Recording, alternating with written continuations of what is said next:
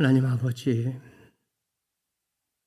오늘 노래를 불러주시고 또 십자가의 은혜 생각하고 우리의 믿음에 대해서 다시 한번 돌아볼 수 있도록 우리에게 기회를 주시니 감사합니다.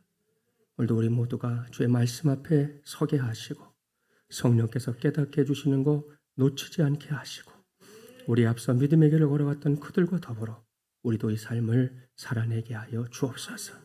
예수님의 이름으로 기도하옵나이다. 아멘. 서로 축복하겠습니다. 예수 그리스도의 복음으로 무장합시다. 한 번 더 축복할까요? 당신은 유업을 받을 자입니다. 할렐루야. 오늘은 예수 그리스도의 복음으로 무장하라 11번째 시간이 되었습니다. 오늘은 과거를 묻지 마세요 라는 제목으로 하나님의 말씀을 전하도록 하겠습니다. 오늘 주신 말씀을 통해 사도 바울이 전하고자 하는 메시지는 다른 게 아닙니다. 바울은 여기서 갈라디아 지역의 성도들이 하나님의 자녀가 되기 이전의 상태에 대해서 말씀하고 있습니다. 쉽게 말하면 예수님을 구세주로 믿기 전 그것을 말하는 건데요. 그 시기에 그들의 상태가 어떠했는지 말씀에서 확인해 볼까요? 본문 8절 함께 봉독합니다. 그러나 너희가 그때에는 하나님을 알지 못하여 본질상 하나님이 아닌 자들에게 종노릇 하였더니. 사랑하는 마리물레랑 가족 여러분, 이것이 바로 갈라디아 지역의 성도들이 하나님을 믿기 전의 상태입니다. 그때 그들이 아무것도 하지 않은 게 아닙니다. 그 당시에 그들은 나름대로 신을 섬긴다 이렇게 생각했었던 사람들, 그것을 행동에 옮겼던 사람들이었습니다. 문제는 그들이 어떤 신을 섬겼느냐 이건데요. 그들이 섬겼던 신 어떤 신입니까? 바울의 표현을 그대로 빌려오면 그들의 신은 하나님이 아닌 자들이었습니다. 무슨 말씀인지 아시죠? 이건 우상 숭배를 가리키는 겁니다. 하나님이 아닌 어떤 존재나 또 사람의 손으로 이렇게 만들어 놓은 어떤 형상을 신으로 믿고 따르는 행위 말입니다. 모르긴 몰라도 우리 중에 어느 정도 신앙생활을 한 성도들이라면 이미 알고 있을 거예요. 하나님께서 우상 숭배를 얼마나 싫어하시는지 말입니다. 우리가 사용하는 언어로 말한다면 질색하신다 이렇게 표현할 만큼 하나님은 아주 싫어하신다는 거지요. 그러한 사실은 구약 성경 곳곳에서 찾아볼 수 있는데요. 말씀 한 곳만 찾아보려고 합니다. 이사야서 65장 2절부터 5절 자막에 나오는 구약 성경 이사야 65장 2절부터 5절을 한 절씩 교독해 보겠습니다. 내가 종일 손을 펴서 자기 생각을 따라 옳지 않은 길을 걸어가는 패역한 백성들을 불렀나니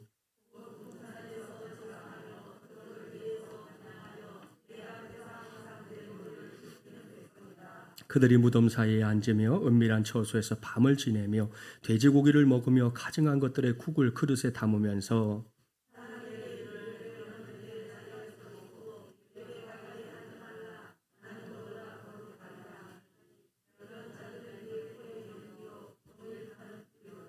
아멘. 여러분 이 말씀에서 무엇이 느껴집니까? 이 말씀을 조금만 깊이 묵상해 보면 하나님께서 얼마나 아픈 마음으로 지금 말씀하고 있는지 그거 알게 될 겁니다. 하나님께서 사용하는 표현을 볼까요? 이스라엘 백성들이 어떤 백성들이다? 자기 생각을 따라 옳지 않은 길을 걸어가는 패역한 백성들이다. 이렇게 표현하고 있습니다. 우리는 그 다음으로 이어지는 말씀 속에서 하나님을 섬기는 것과 우상을 섬기는 것 사이에 존재하는 아주 큰 차이점 찾아내야 합니다. 여러분 중에 과거에 우상을 섬겼던 경험이 있는 사람이 있을 수 있고요. 혹은 주변에서 우상 숭배에 몰두하는 사람들을 본 적도 있을 텐데요. 그들의 모습을 한번 떠올려 보라는 말입니다. 제일 큰 특징, 그것은 겉으로만 보면 사람들이 우상 딴지를 크게 위하는 것처럼 보인다는 겁니다. 자, 그런 분들 기본이 뭔지 아시죠? 목욕제계입니다. 절대로 신단 앞에 그냥 가는 사람 없어요. 깨끗하게 목욕제계 하는 게 기본입니다. 자신들이 할 수 있는 모든 걸 다 동원해서 우상 앞에 찾아가서 한마디로 말하면 정성을 다하잖아요. 그 과정에서 뭔가 조금만 잘못되면 뭐라고 합니까? 부정탄다.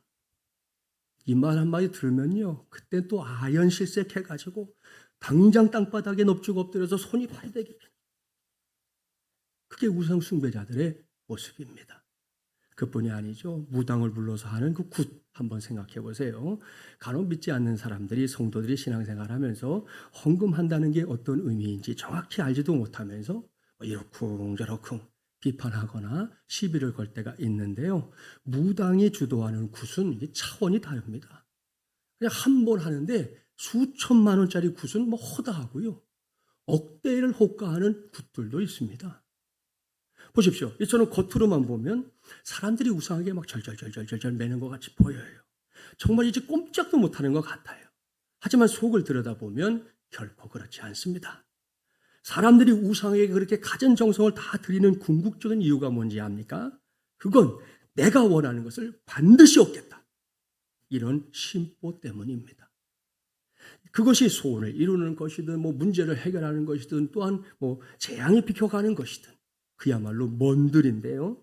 그렇게 내가 원하는 걸 꼭 얻어야지 이런 생각이 있기 때문에 사람들이 꾸역꾸역 무당이나 철학관을 찾아가는 것이고요. 그러한 목적 때문에 거기에 찾아가서 내가 드릴 수 있는 공이란 공은 다 드리는 겁니다. 이게 우상 숭배의 실체예요.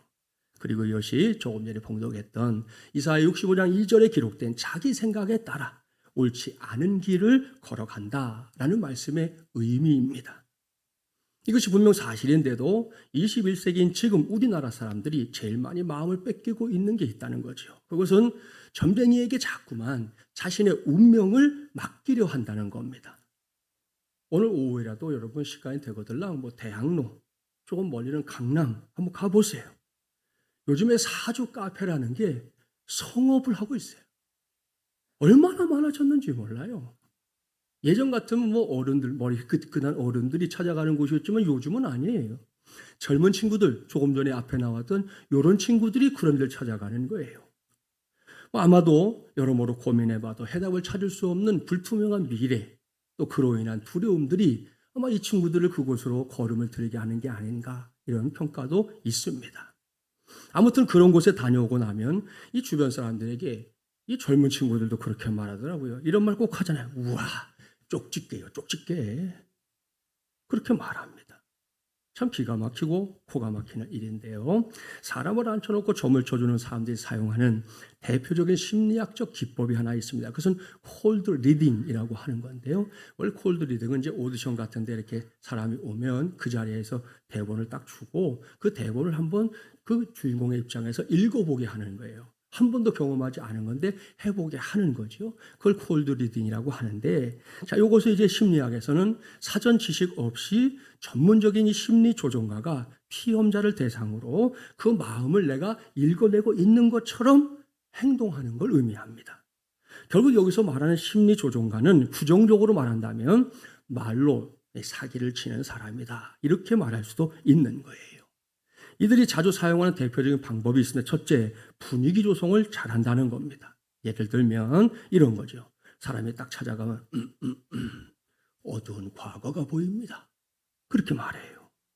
생각해 보세요. 이 세상 천지에 밝은 과거만 가진 사람이 어디 있습니까? 예? 설사 있다고 하면 그런 사람이 이런 데 찾아가겠어요? 안 가지요. 어쨌든 뭔가 문제가 있어서 어려움이 있어서 간 거니까 그 말 한마디에 이미 기가 딱 죽어가지고 어이구야 쪽집게네 이렇게 하고 그 만남이 시작된다는 거죠. 둘째, 모호한 질문을 던져서 대답을 유도한다는 겁니다. 이것은 형사들도 자주 사용하는 방법인데요. 아주 좀 모호한 질문을 던지거나 언뜻 들으면 잘 모르는데 자세히 살펴보면 당연한 말을 많이 한다는 걸 알 수 있다는 겁니다. 이건 요약하면 자세한 것을 알기 위해서 이렇게 찔러보는 걸 말하는 거예요. 예를 들어서 나는 지금 여기에서 3월에 대한 강한 느낌을 받습니다. 이렇게 이제 먼저 말을 하는 거예요. 그러면 여기에 이제 피험자가 긍정적이든 부정적이든 뭔가 반응할 거잖아요. 그러면 점쟁이가 자신의 대답을 이어가는 겁니다. 피험자가 그 말을 듣고는 아유 어떻게 하셨어요? 제가 3월생인데. 우리 어머니가 3월에 돌아가셨는데.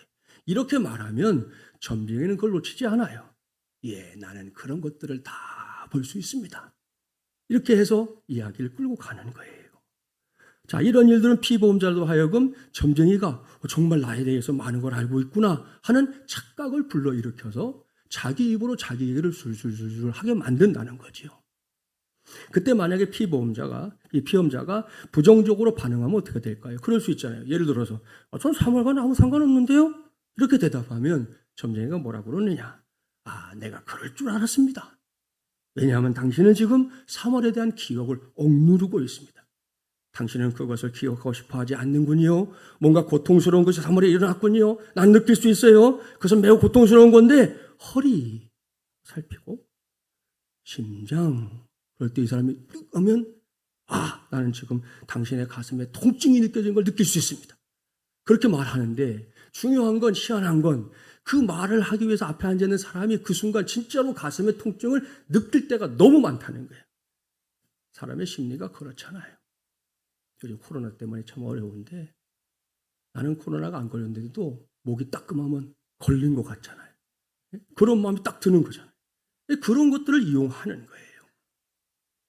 아무튼 이렇게 해서 사람들을 현혹하는 게 바로 이 콜드 리딩의 한 방법입니다. 마지막 뭐니 해도 잘 둘러대야 한다는 겁니다. 그래서 이 사람들은 둘러대는 것 자체가 기술이기 때문에 말을 하면서 주저하지 않아요. 가짜로 틀린 말을 해도 신경을 안 써요. 왜? 무슨 말이 나오든지 언제든지 임기응변으로 이걸 돌릴 수 있기 때문에 그것에 대해서 조금도 두려워하지 않는다는 거죠. 그리고 맨 마지막에 이제 좋은 말 한마디 해주는 거. 그게 끝이에요. 여러분 듣고 보면 참 허무하죠? 그렇습니다. 바로 그 허무함, 그게 우상숭배의 실체요, 우상숭배의 핵심입니다. 바울은 오늘의 본문에서 갈라디아 지역의 성도들이 그 허무한 것들에 종노릇했던 시절이 있었다. 이걸 밝히고 있는 건데요. 문제는 그게 갈라디아 지역의 성도들의 과거로 끝나지 않는다는 데 있어요. 오늘날 하나님을 아버지로 예수님을 구세주로 믿고 섬기는 성도들 중에 예수님을 믿기 전에 관심을 가졌던 것에 다시금 관심을 갖는 사람들이 우리나라에도 있습니다. 이게 생각보다 많아요. 지난 2019년 다니엘 기도회를 통해 만났던 심선미 성도 기억납니까? 그쪽 세계에서는 아주 유명한 정말 막강하게 일을 했던 그런 무속인 중에 한 사람이었는데 이분이 극적으로 예수님 만나서 지금은 하나님의 딸이 됐잖아요. 그 성도 왈 자기에게 점치러 오는 손님들 가운데 예수 믿는 사람들이 그렇게 많았다는 거예요. 한두 사람이 아니라는 거예요.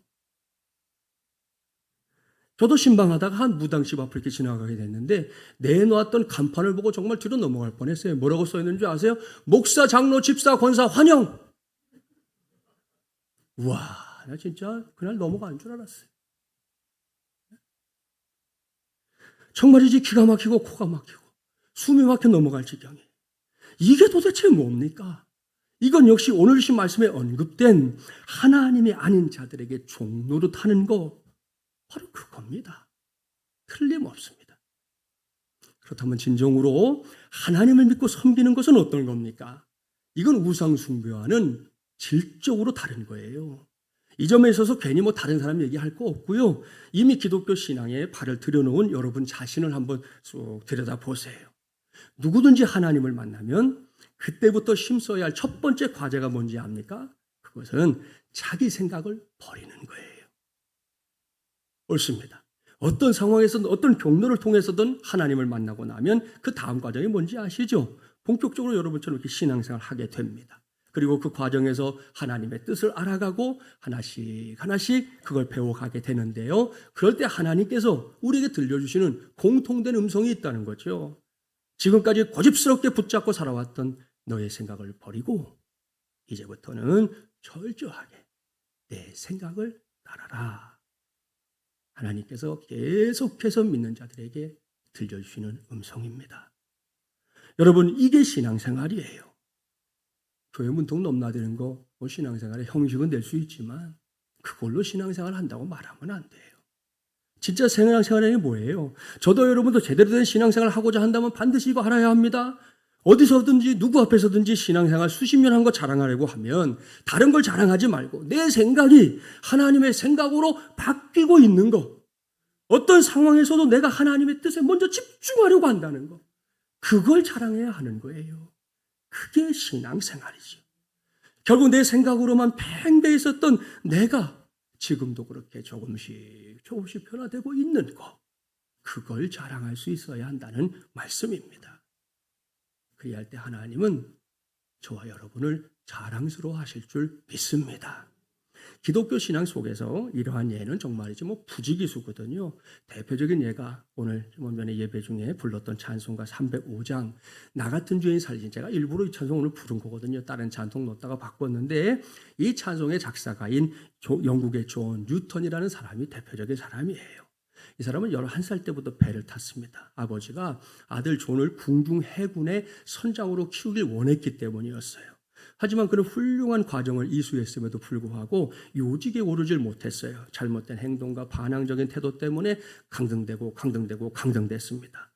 결국 심지어 처벌까지 받고 나서는 더 이상 이제 군대에 있을 수가 없어가지고 20대 초반의 존은 아프리카에서 노예를 실어 나르는 그레이 하운드라고 하는 배의 선원으로 취직하게 됩니다. 그는 항해 중에도 사람들을 비꼬았고 특별히 그리스도인들을 조소하는 걸 너무 많이 즐겼습니다. 하나님은 아예 안중에도 없었던 사람이었어요. 그런데 유명한 기독교 고전 중에 하나인 그리스도를 본받아라는 책을 놓고 사람들 앞에서 막 혹평하던 어느 날이었습니다. 존이 탄 배가 갑자기 광풍 속으로 빨려 들어갔어요. 배가 빙글빙글 돌아서 파도의 꼭대기까지 올라갔다가 또 곤두박질 쳤습니다. 곧이어 배의 가장자리가 깨져나갔습니다. 선실은 물로 가득 차올랐습니다. 마침내 침몰하기 직전까지 이르렀어요. 존과 다른 선원들은 어떻게든 배를 구해보려고 무려 9시간 동안이나 사계를 잃지 않고 발버둥 치면서 안간힘을 썼습니다. 어쩌면 그날 밤이 그들에게는 최후의 순간이 될 수도 있는 그런 상황이었기 때문입니다. 바로 그때 반항적이었던 존은 아주 오싹한 공포감까지 느꼈고요. 결국 갑판 위로 자신의 몸을 내던지며 그동안 무시했던 하나님께 매달리기 시작했습니다. 하나님, 인간들의 노력이 소용없어졌을 때 모든 선원들에게 자비를 베풀어 주시옵소서. 제가 지금까지 하나님을 인정하지 않고 살았지만 지금 하나님을 향해 손을 듭니다. 제 손을 붙잡아 주시옵소서. 그렇게 기도했는데요. 놀랍게도 그의 기도가 응답을 받습니다. 그 험한 폭풍 속을 헤치고 생존한 존은 영국으로 돌아간 후에 선원은 이제 그만두고요. 좀 음악적인 달란트가 있었나 봐요. 훌륭한 작사가가 됐습니다. 이렇게 노예선의 선원에서 찬송가 작사가로 바뀐 그 사람이 바로 이 존 뉴턴이거든요. 이런 우여곡절을 통해 만들어진 찬송이 어메이징 그레이스, 나 같은 죄인 살리신 이 305장 찬송이고요. 그 후에도 많은 찬송곡을 만들었습니다. 또 이 사람은 그 후에 50년 가까이 설교자가 되어서 하나님의 은혜를 선포하다가 82세에 하나님의 부르심을 받았는데요. 그가 마지막 남긴 말이 있습니다. 하나님의 나라에 가면 3가지 놀랄 일이 있을 것이다. 첫째, 천국에 있을 것이라고 기대하지 않았던 사람들이 그곳에 있는 것을 보면서 놀랄 것이다. 두 번째, 천국에 꼭 있을 것이라고 확신했던 사람들이 그곳에 없는 것을 보고 놀랄 것이다. 세 번째, 너의 상인이었던 내가 그곳에 있는 것을 보고 놀랄 것이다. 그런 말을 남기고 세상을 떠났습니다. 사랑하는 여러분, 매우 의미심장한 말인데요. 보십시오. 앞서 제가 하나님을 만나면 우리가 경험하게 되는 것, 다른 게 아니라 내 생각을 버리는 것이다. 하나님의 생각으로 바꾸는 것이다. 그랬는데요. 존 뉴턴의 삶이 딱 여기에 해당하지 않습니까? 그렇습니다. 존 뉴턴은 하나님을 만나기 전에 아예 하나님이라는 존재에 관해 관심조차 없었던 사람이었습니다. 그런데 하나님을 만나고 나자 그의 생각이 바뀌었다는 거예요. 그의 삶이 변했다는 거예요. 이것이 바로 우리가 함께 붙잡고 있는 주 예수를 구세주로 믿는 신앙의 능력인 줄 믿습니다. 그러한 신앙의 눈으로 요즘 우리가 사는 세상을 좀 살펴보세요. 세상이 얼마나 하나님의 뜻으로부터 멀어져 있는가 찾는 게 어렵지 않습니다. 무엇보다 요즘 그 사람들의 말에 주목해 보세요. 사람이라고 입을 열어서 말은 하는데 그 말이라는 게 축복의 말, 격려의 말, 응원의 말이 아닙니다. 특별히 뭔가 이렇게 적대적인 관계가 딱 형성될 때, 그때가 문제 중에 문제예요. 그런 관계에서 들을 수 있는 말들, 차마 사람의 입에 담기도 어려운 말들이 차고 넘칩니다. 무조건 나는 잘 돼야 하고요. 나와 관계된 사람들까지도 잘 돼야 합니다. 하지만 나의 적인 너는요. 이것도 무조건 잘 되면 안 되는 겁니다. 이걸 한마디로 요약하면 저주라는 아주 무서운 말이 되는데요. 오죽하면 그 무서운 말의 무게를 견디지 못해서 스스로 목숨을 끊는 경우들도 간혹 있지 않습니까? 그런데 여러분, 이렇게 사람이 나 아닌 남을 저주하는 것, 그것이 얼마나 어리석고 허망한 일인지 압니까? 예전에 이란의 이슬람 지도자였던 호메인이라고 하는 사람, 우리 어른들은 기억할 거예요. 들어봤을 텐데 이 사람이 전 세계 이슬람 신도들을 향해서 뭐라고 했느냐? 오늘부터 우리의 원수인 레이건 대통령이 죽도록 저주의 기도들을 해라. 전 세계 모든 이슬람 신자들이 레이건 죽으라고 저주의 기도를 해라. 이렇게 명령했던 적이 있었습니다. 그런데 어떻게 됐느냐? 호메이니는 레이건과 달리 일찌감치 자기가 한 줌의 흙이 되고 말았어요. 성경에서 여기에 해당하는 사람은 발람이라는 선지자입니다. 그는 발락 왕의 청탁을 받고 이스라엘을 저주하려고 했다가 하나님이 막으셔서 단 한마디의 저주도 하지 못했습니다. 그러자 그는 발락에게 이스라엘 백성들을 우상숭배에 빠지게 해라. 그러면 저들을 심판하실 것이다. 그렇게 호출을 하고 지는 떠나가요. 결국 그 일로 인해서 이스라엘 백성들이 하나님의 심판을 받습니다. 그런데 그 일이 거기서 끝나지 않습니다. 간교한 술수를 부렸던 발람도 처참한 최후를 맞이하게 됩니다. 여기서 하나님의 말씀 한 곳 소개할 거예요. 이 말씀은 밑줄 쫙 하면 좋아요. 구약성의 잠언 26장 2절, 구약 940쪽 찾을 수 있는 찾아서 밑줄 쫙 하시면 좋을 것 같아요. 한 절 말씀이니까 같이 한번 읽어볼까요? 까닭 없는 저주는 참새가 떠도는 것과 제비가 날아가는 것 같이 이루어지지 아니하느니라. 아멘. 할렐루야. 사랑하는 여러분, 이것이 하나님의 말씀입니다. 이 말씀에 따르면 말이라고 해서 아무 말이나 저주가 될 수 없습니다. 성경을 보면 저주라는 건 하나님을 떠나거나 율법을 어기는 사람들이 받는 것이기 때문입니다. 그런데 이러한 저주 외에 사람들이 자기의 감정에 따라서 다른 사람을 이렇게 저주하는 경우가 왕왕 있는데요. 그런 건 부정적인 감정의 표현은 될 수 있지만 저주는 될 수 없다는 것입니다. 따라서 우리는 까닭없이 저주하는 사람들을 두려워할 필요가 있다? 없다? 없다. 그들의 저주를 겁낼 이유도 없습니다. 왜? 우리가 이미 살펴봤었던 갈라디아서 3장 13절 14절 말씀에 따르면 예수님께서 우리를 위해 저주를 받음으로 우리를 율법의 모든 저주에서 속량하셨기 때문입니다. 따라서 예수 그리스도를 구세주로 믿고 살아가는 우리 모두는 더는 저주 아래에 있는 게 아니에요. 아브라함의 복을 누리며 살게 될 줄 믿습니다. 자, 그런지 안 그런지 지나왔던 갈라디아서 3장으로 가볼까요? 13절, 14절, 2절 우리 함께 봉독해 보겠습니다. 그리스도께서 우리를 위하여 저주를 받은 바 되사 율법의 저주에서 우리를 속량하셨으니 기록된 바 나무에 달린 자마다 저주 아래에 있는 자라 하였음이라. 이는 그리스도 예수 안에서 아브라함의 복이 이방인에게 미치게 하고 또 우리로 하여금 믿음으로 말미암아 성령의 약속을 받게 하려 함이라. 아멘. 할렐루야. 이것이 하나님의 말씀이에요. 또한 이 말씀은 지금 우리가 지키고 있는 이 교회의 절기인 사순절의 의미가 뭔지 액면 그대로 가르쳐 줍니다. 예수님께서 걸어가셨던 그 십자가의 길이 어떤 길입니까? 그 길은 저와 여러분이 받아야 할 죄로 인한 모든 저주를 예수님이 대신 받기 위해 걸어가신 길이다. 대신에 우리에게는 아브라함이 누렸던 복을 주려고 하신 것이다. 이것이 하나님의 말씀이에요. 그러니 사순절 두 번째 주일인 오늘 이 시간에 이 말씀을 무조건 아멘으로 받고 이 말씀을 확실하게 믿는 저와 여러분이 되기를 주님의 이름으로 축복합니다. 사랑하는 마주물리란 가족 여러분, 이러한 하나님의 말씀을 꼭 기억해 두십시오. 이것은 그저 옛날 고래적의 이야기가 아닙니다. 그렇습니다. 앞서 말씀드렸잖아요. 지금도 하나님을 믿노라 말하는 사람들 가운데 갈라디아 지역의 성도들처럼 하나님을 믿기 전에 갖고 있었던 엉터리 신앙을 정리하지 못한 사람들이 있습니다. 그래서 나름대로 하나님을 잘 믿는 줄 알았는데 뭔가 일만 생기면 그야말로 문제라고 여겨지면 다시금 예전의 상태로 돌아가려고 하는 경우들이 왕왕 있습니다. 오늘 주신 말씀은 그러한 갈라디아 지역의 성도들에게 사도 바울이 매우 단호한 어조로 선포하는 하나님의 말씀이에요. 본문 9절부터 11절 한 절씩 교독해 볼게요. 9절 제가 읽습니다. 이제는 너희가 하나님을 알 뿐 아니라 더욱이 하나님이 아신 바 되었거늘 어찌하여 다시 약하고 천박한 초등학문으로 돌아가서 다시 그들에게 종로도 하려 하느냐.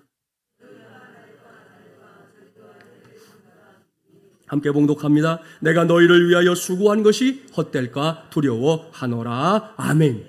여기서 오늘 우리가 전하고 있는 이 말씀의 제목 떠올려주기 바랍니다. 과거를 묻지 마세요. 바로 이 제목 말입니다. 그렇습니다. 지금 사도 바울이 전하고 있는 하나님의 말씀이 그런 의미예요. 갈라디아서를 받아본 사람들, 그들은 이미 하나님을 아버지로 예수 그리스도를 구세주로 믿고 따르는 사람들입니다. 그렇다면 더는 하나님을 믿기 전에 그 시간대로 그 상태로 돌아가서는 안 된다는 거죠. 무슨 일이 있어도 그건 안 된다는 거예요. 그런데 방금 봉독했던 말씀 보세요. 갈라디아 지역의 성도들 중에 어떤 이들이 자꾸만 과거로 되돌아가는 어리석음을 되풀이하고 있었습니다. 그것이 약하고 천박한 초등 학문에 불과한 것인데도 말입니다. 이에 바울은 이 점에 있어서 매우 단호하게 선긋기를 쫙 하고 있는 건데요. 앞서도 말씀드렸지만 이러한 사도 바울의 경고는 당시로 끝난 게 아니에요. 21세기를 살고 있는 우리 모두도 그 경고를 귀담아 들어야 할 줄 믿습니다. 제가 몇 해 전이었는데 그 수능이 치러질 무렵에 TV를 통해 직접 본 일입니다. 당시에 TV에서 그런 때가 되면 수능 대상자를 놓고 인터뷰 많이 하잖아요. 당사자들이 됐든 부모가 됐든 인터뷰 하는데 그때는 또 이렇게 종교별로 인터뷰를 했어요. 그러니까 사찰 앞에 가서 인터뷰하고 교회 앞에 가서 인터뷰하고 이렇게 종교들을 따라서 인터뷰를 한 적이 있는데 취재하던 중에 한 그리스도인이 그 방송에서 인터뷰하는 걸 제가 본 겁니다. 들어보니까 아마도 그 집 아이가 그 애가 3번째 시험을 보는 모양이에요. 그런 상황에서 이제 카메라가 돌아가는데 그 앞에서 얘기하는 거죠. 그동안 3년째 우리 아이가 시험을 치르고 있는데요. 저는 원래 기독교 신앙을 가지고 있지만 올해도 안 되면 다른 데를 찾아가 봐야 하지 않나 이렇게 생각하고 있습니다. 사석에서 얘기해도 힘든 얘기잖아요. 카메라가 돌아가고 있잖아요. 공지했을 거잖아요. 이거 방송에 몇 시에 나갑니다. 그런 카메라 앞에서 예수 믿는다는 사람이 이렇게 말하는 거예요. 여러분, 얼마나 통탄할 일입니까? 이게 믿음입니까? 우리가 요즘 매주일 예수 그리스도의 복음으로 무장하라 하는 제목으로 말씀을 나누고 축복하고 있는데요. 여러분, 이게 복음입니까? 이 정도를 가지고 우리가 우리의 입으로 우리의 신앙을 운운할 수 있단 말입니까? 말도 안 됩니다. 그야말로 결코 있어서는 안 될 일입니다. 여러분, 우리가 지금 믿고 있는 대상, 천하대장군, 지하여장군입니까? 그게 아니라면 돌로 만들어진 돌 하르방 같은 존재입니까? 아닙니다. 다 아닙니다. 이 시간에 김진철 목사가 또렷하게 말씀드릴 테니까 귀를 기울이고 들어주십시오. 우리는, 저와 여러분은 온천한 만물의 주인이신 예수 그리스도를 나의 주, 나의 하나님으로 믿고 섬기고 따르는 사람들인 줄 믿습니다. 여러분, 온천하에 여러 부류의 종교가 있어요. 그 모든 종교 속에서 결코 찾아볼 수 없는 신앙의 내용, 그게 뭔지 압니까? 인간이 섬겨야 할 대상인 하나님이 인간의 죄를 대신해서 죽으셨다. 여러분, 이겁니다. 저 바깥 세상 뒤져보세요. 제일 먼저 나 섬겨라. 이런 종교 많아요. 윤리적으로 도덕적으로 올바르게 살아라. 이런 종교도 많아요. 사람의 본성이 죄다. 그거 가르쳐주는 종교도 있어요. 하지만 하나님이 나를 대신해서 죽으셨다. 이런 종교는 없습니다. 있다면 찾아서 저에게 좀 알려주세요. 제가 신학을 공부하면서 목회하면서 찾아봤는데 없더라고. 찾아보세요. 있으면 알려주세요. 지금까지 아는 한도 내에서는 없습니다. 오직 우리 주님 예수 그리스도만이 유일합니다. 그래서 저는 개인적으로 기독교를 종교라고 생각하지 않아요. 서류 같은 데 보면 부득불 종교하고 쓸 때가 있지만 그건 어쩔 수 없이 하는 것이고, 개인적으로 저는 기독교는 생명이다. 항상 그렇게 확신하고요. 사람들도 그렇게 말합니다. 종교 생활하는 게 아니에요, 우리는. 기독교는 생명이에요. 이렇게 위대한 신앙을 가진 게 우리라는 말씀입니다. 그런데 왜 멀쩡한 그리스도인들이 종종 엉뚱한 일에 관심을 두고 사는지 그 이유를 도대체 모르겠다 이거예요. 사도행전을 보십시오. 사도 바울이 아덴에 가서 전도할 때 그 도시를 가득 채우고 있는 우상들을 보면서 통탄해한 적이 있었습니다. 그때 바울이 봤던 신상, 그 아테네라고 하는 그리스의 수도인데 거기에 신상들이 얼마나 많은지, 그 중에 한 신상 밑에 가보니까 알지 못하는 신에게 이렇게 돼 있는 거예요. 그러니까 신의 이름을 붙이다가 더 붙일 게 없으니까 알지 못하는 신이 된 거예요. 참 기가 막히죠. 제가 언젠가 우리나라 사이비 신앙 중에 한국 정교라고 하는 것에 대해서 말씀드린 적이 있었는데요. 그들은 민족 무해를 연마하고 마음을 수련한다. 이런 명분으로 종교 활동을 하는 사람들입니다. 숫자가 적지 않아요. 그때 제가 알아볼 때만 해도 전국에 10만 명 정도 돼요. 적은 숫자 아니잖아요. 근데 그들이 믿는 신의 이름이 뭔지 압니까? 세스팔다스 신이에요. 이것도 방송에서 이 사람들이 직접 얘기했는데 기자가 묻지 않겠어요. 세스팔다스 신이 뭡니까? 뭐 하나님도 아니고 부처님도 아니고 도대체 누구냐 이거예요. 물었더니 이 사람들이 하는 말이 뭔지 아세요? 세상을 스스로 팔팔하게 다스리는 신. 그걸 줄임말이 세스팔다스 신이다. 카메라 앞에서 정확하게 얘기했습니다. 참 엉터리 같은 일인데 이렇게 엉터리 신을 섬기고 있는 아덴 사람들에게 바울이 설교하면서 뭐라고 표현했는지 압니까? 아덴 사람들아, 너희를 보니 범사에 종교심이 많도다 그랬습니다. 무슨 말입니까? 이건 종교에 관심이 넘치고 넘쳐서 자신들의 종교심을 여러 우상들을 통해 표출하고 있었던 아덴 사람들을 일컬었던 바울의 표현인데요. 우리나라 사람들도 다르지 않아요. 우리나라 역사를 살펴보면 참으로 종교심이 많은 민족이 우리 민족이구나 알 수 있습니다. 이것이 지금까지는 예수 그리스도의 복음을 전하는 것에 긍정적인 역할도 했습니다. 초창기 우리나라에 복음이 전해질 때 이야기 들어본 적 있을 거예요. 당시에 우리나라에서는 기독교를 야소교 이렇게 불렀습니다. 예수교라는 의미예요. 또 예수 믿는 사람들 뭐라고 그랬냐? 양귀자 그랬습니다. 서양 귀신 믿는 놈 그런 뜻이에요. 그렇게 우리가 서양 귀신 믿는 사람들이에요, 우리가. 자, 이게 당시의 생각이었기 때문에 사람들이 무엇보다 영적인 전쟁에 관심을 두었던 때가 그때입니다. 그때는 소위 말하는 센 쪽을 선택했습니다. 예를 들어 볼게요. 그때 우리 권사님들 같은 분들을 전도 부인 이렇게 불렀거든요. 전도 부인들이 이제 전도하러 가가지고 그 집에 붙어있던 부부죠. 예? 아시죠? 북어대가리, 콧뚜레 이런 거 걸어놔요. 그러면 이분들이 그걸 치워요. 그 다음이 중요해요. 그걸 치우고 나면 그 집 사람들을 비롯해 동네 사람들이 그 전도 부인을 주목해. 무슨 일이 일어나나 보는 거예요. 만에 하나 이 전도 부인이 감기라도 걸렸다. 그러면 사람들이 생각합니다. 옳거니 우리 신이 더 세구나. 그때부터 전도의 문은 확 잠기는 거예요. 그래서 그 당시에 전도 부인들은 그런 일을 하고 나서는 설사 내 몸에 뭐 몸살이 어떤 문제가 생겨도 아닌 척하고 다녔습니다. 그래야지만 한 영혼이라도 더 구원할 수 있었기 때문입니다. 그렇게 적박했던 땅에서 시작된 우리나라의 기독교 신앙입니다. 얼마나 많은 사람들이 예수 그리스도의 복음을 이 땅에 심기 위해 했었는지 압니까? 지나간 세월 동안 수없는 순교자들의 피가 이 땅에 뿌려졌습니다. 그 위에 한국교회가 세워진 거고요. 그 은혜를 힘입어 지금 우리가 이렇게 예수 믿고 살고 있는 것입니다. 오늘 칼럼에도 썼지만 오늘 소개해드렸는데 뒤에 우리 마따님 또 둘째 따님 가장 이렇게 다 오셨어요. 그리고 김영원 권사님, 제게 여러 가지 많은 추억이 있지만 그중에 제일 든든 추억은 선교를 같이 다니는 거예요.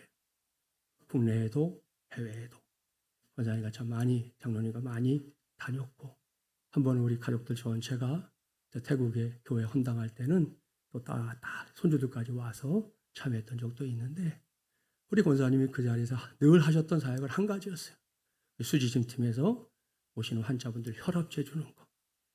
딱 앉으셔가지고 그게 계속 앉아서 하면요 얼마나 힘든지 몰라요. 의자라도 있는 곳 가면 좀 난데 맨바닥에 앉아서 요즘 여러분 식당에 의자 다 바뀌잖아요. 맨바닥에 하는 게 힘들거든요. 몇 시간씩 앉아서 오는 사람들에게 친절하게 혈압을 재주시고 얼마든지 써주시고 넘겨주면 스위칭팀이 이제 또 스위칭을 놔드리고 그렇게 한 거예요. 언제든지 복음을 전하는 일에 앞장서려고 했던 권사님의 그와 같은 헌신이 있어서 또 우리가 함께 선교하면서 행복했고 또 그 열매로 하나님께 영광을 돌릴 수 있었음에 감사합니다. 여러분 그런 분들의 수고와 땀과 눈물이 녹아져서 오늘 우리가 신앙을 가진 거라고요. 내가 자고 일어나니까 예수 믿은 게 아니잖아요. 누군가가 나에게 그걸 전해주기 위해서 그 사람이 할 수 있는 최선을 다했기 때문에 내가 그 복음을 받아들인 것이고 그것이 내게 지금 구원받은 이유가 된 거 아니겠습니까? 여러분 이것이 우리의 삶이니 우리가 붙잡고 있는 신앙의 가치가 얼마나 위대한 겁니까? 여기서 말씀을 마무리하겠습니다. 이 자리에 있는 사람들은 그럴 사람이 없겠지만 그래도 높아심에 당부합니다. 우리는 어떠한 경우에라도 과거로 돌아가려고 하면 안 됩니다. 과거에 어떤 신앙을 갖고 있었든지 어떤 성향이었든지 간에 이제 그것은 우리와 상관이 없는 일입니다. 지금 우리가 믿고 섬기는 분은 오직 삼위일체 하나님뿐인 줄 믿습니다. 그 하나님은 온천한 만물을 창조하신 하나님입니다. 그 하나님은 죄와 모든 것들에 대해서 우리를 건져주신 우리의 구원자이십니다. 그리고 그 하나님은 우리를 너무너무 사랑하는 하나님이십니다. 그 하나님은 우리를 위해 하나뿐인 독생자를 십자가에 달려 죽게 하기까지 우리를 사랑해 주신 분입니다. 또한 그 하나님은 부활의 하나님입니다. 그 하나님은 성령으로 지금 이 시대 가운데 살아서 역사하시는 하나님입니다. 또한 언젠가 우리가 갈 그 나라를 지금도 예비하고 계시는 하나님인 줄 믿습니다. 그러니 여러분, 이런 하나님 떠나면 안 됩니다. 아니, 떠날 수 없습니다. 엉뚱한 것에 마음을 빼앗긴다? 그것도 안 됩니다. 그래서 신신당부하는 거예요. 과거를 묻지 마십시오. 과거로 돌아가지 마십시오. 왜냐? 하나님을 아버지로 예수 그리스도를 구세주로 믿고 고백하게 된 우리에게 예수를 믿기 이전의 과거는 더 이상 돌아볼 필요가 없기 때문입니다. 대신에 우리 모두가 하나님과 더불어 위대한 인생을 꿈꾸고 그러한 인생을 살아가야 할 하나님의 자녀들로 거듭났기 때문입니다. 여러분, 이게 나예요. 이게 당신이에요. 이게 우리예요. 그러니 이러한 자부심과 담대함으로 오늘도 험한 세상을 상대로 승리하며 살아가는 저와 여러분, 우리 교회가 되기를 주님의 이름으로 간절히 축원합니다. 기도하겠습니다. 전능하시고 자비로우신 하나님 아버지, 오늘도 우리에게 들려주시는 그 음성에 귀를 기울이게 하시니 감사합니다. 사도 바울의 시대에 갈라디아 지역의 성도들이 바울에게 걱정거리였습니다. 왜냐하면 그들이 예수 그리스도를 구세주로 믿기 전의 상태로 자꾸만 돌아가려 했기 때문입니다. 당시 그들이 보여준 우상 숭배의 문제, 안타깝게도 오늘날에도 여전히 문제거리가 되고 있습니다. 더불어서 하나님의 교회를 비롯해서 신천지 등의 이단과 사이비들이 성도들의 신앙을 무너뜨리려고 혈안이 되어 있는 시대입니다. 이렇게 지금도 이 땅 위에서 영적인 전쟁이 아주 치열하게 벌어지고 있사오니 그 속에서 결코 넘어지지 않는 우리 교회와 성도들이 될 수 있도록 우리 하나님께서 친히 우리를 붙잡아 주시옵소서.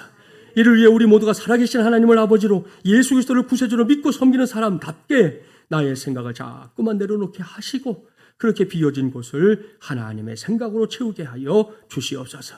청산해버린 과거로 돌아가거나 거기에 발목 잡히는 성도가 없게 하시고 하나님의 인도하심을 따라 당당하게 저 앞에 있는 푯대를 향해 달려가는 우리 모두가 되게 하여 주시옵소서. 그래서 하나님 앞에 서는 그날에 우리 모두가 면류관의 주인공들 되게 하여 주시옵소서. 이 모든 말씀 우리 주 예수 그리스도 이름으로 간절히 기도하옵나이다. 아멘.